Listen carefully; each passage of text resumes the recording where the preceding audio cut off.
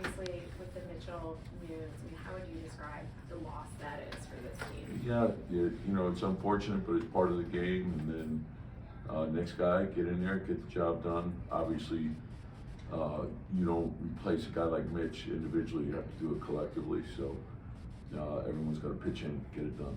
When you look at your centers coach between Isaiah and Jericho, they're different players. What would you say each brings? Yeah, well, the rim protection for both is excellent. So that part is great. And Isaiah is more away from the basket, can open the floor up with shooting, passing, and then Jericho is relentless. With vertical pressure on the rim, moving on the baseline, offensive rebounding, that sort of thing. Mm-hmm.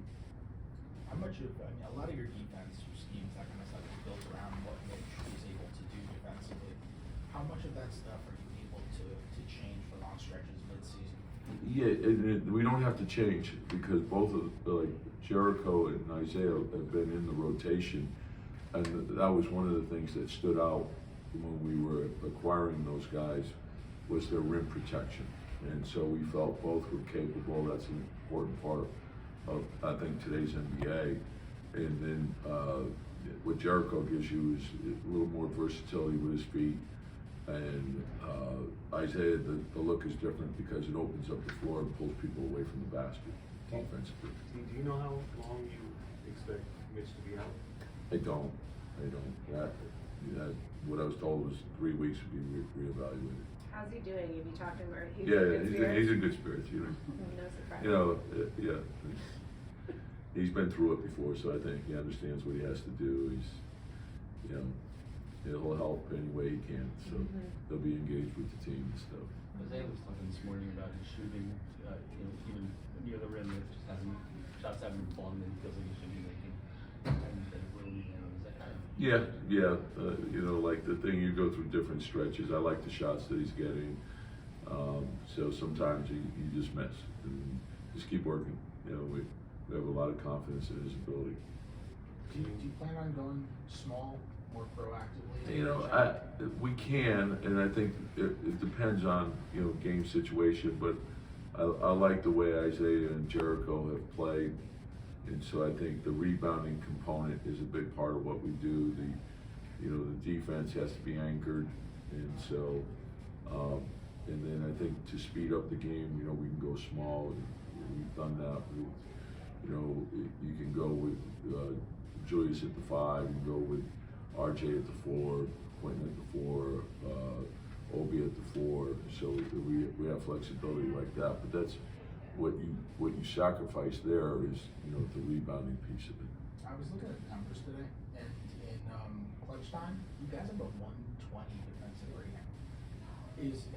3-point variance really? Yeah, but why do you think that is? well, and again, I'd probably look at it more in totality of the fourth quarter, and I think our fourth quarter defense has been outstanding, and I think understanding that the intensity of the fourth quarter is different. So sometimes you can look at the first 3 quarters, and you got to make sure you're comparing apples to apples. So it's intensity is different in the fourth quarter. So what does that look like? And I think our defensive field goal percentage is, I think, right at the best. In terms of where we are, I think we average 26 points a game for the season, and we give up 26. But the percentages, rebounding has been very good. So we just got to keep working at it. Coach, Julius was talking about Jericho a couple weeks ago, and he was talking about all the work that he does behind the scenes, and I know that's something that you've talked about from him too. How have you seen him grow between the last time he was in this situation? No, that's what we loved about him from his rookie year. Like as soon as he got drafted, he's a great guy to be around, great teammate, great worker, and I think you can see all the areas that he's improved upon him. I know the people in Minnesota that were working him out, and we felt like there was a big upside to him. Obviously, the easy part to see is the athleticism, but also his touch with the ball, right and left hand in the paint, his passing ability, the way he can run the floor, and all the things that he's doing defensively. But I think the big thing is the way he works.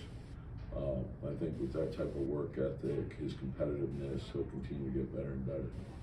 Who was the starting five when you guys ran through drills at shoot around this month? Can't tell you that. I know If you got here a little earlier, I'm not I know these games, the last time you met these teams, rotations have changed and such, but what do you take away from the first two matchups and going into this one? I think the big thing, both games were a little different. They had guys out in one. We saw, like every time we play them, they're explosive. Obviously, the first time with Murray was different. And then, Young and Murray in the backcourt puts enormous pressure on you. And then the Bogdanovich piece, we had a big lead in the first one. We let that go. The second one, I thought we played a lot better in. But we know these matchups with them are really tough. I think, Murray's added a lot to the team, and AJ Griffin's added a lot to their team as well.